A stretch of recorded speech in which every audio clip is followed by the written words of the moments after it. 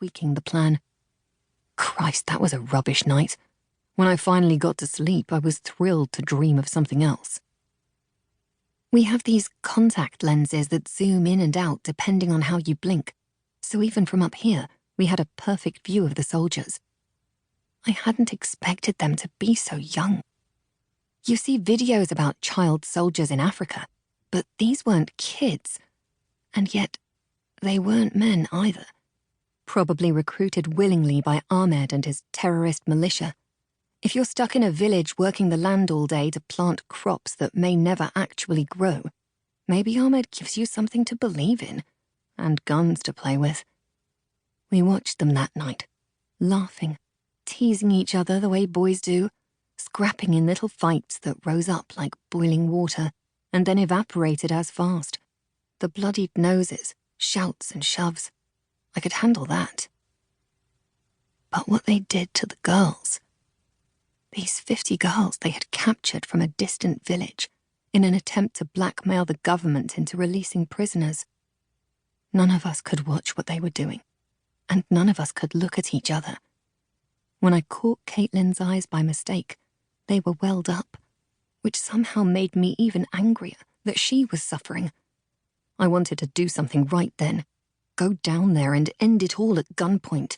I think I even scrambled up, because Caitlin put her hand on my arm to grab me, and she held it there, calming me down for a minute. It had ended by itself by 2 in the morning, the human urge for sleep overtaking all the other urges, and the camp fell quiet, just as it is now. Lying on your stomach on hard, baked earth is no picnic. We've been stretched out there for nearly an hour because Caitlin likes to be early for everything, doesn't like the stress of cutting things too fine. My legs are getting stiff. I wiggle them and wipe a smear of sweat off my nose. Sunlight has lifted the ink color of the sky behind the rough line of trees far ahead, and the heat is already there, weighing us down. I'm tense, nervous, because once this raid starts, we can't make a mistake. I start to fidget, and I feel Hala turn to look at me with irritation. "What?" I demand. But Hala turns back to her own rifle, looking through the viewfinder. Hala doesn't talk much at the best of times, and on top of that, she doesn't like speaking English. She speaks it fine, really well, considering she only learned it properly in the past couple of years. But she keeps to herself, and I'm pretty sure she never had much to say in Arabic either. Usually I appreciate that about her, not having to do a ton of small talk all the time. But now, her perfect calm feels annoying. "Damn this heat," I say, just to break the tension. Caitlin's soft southern tones are soothing, like oil on water. "This ain't heat. Iraq in August, carrying 50 pounds of combat gear? That's heat." "You're not the only one who's been military trained," I tell her. "And I can't compete with what you got up to, Jessie," smiles Caitlin. "I was just a foot soldier. Nothing special." Acknowledging people's feelings is Caitlin's favorite response to everything. They must have taught it to her in officer training once, and it stuck.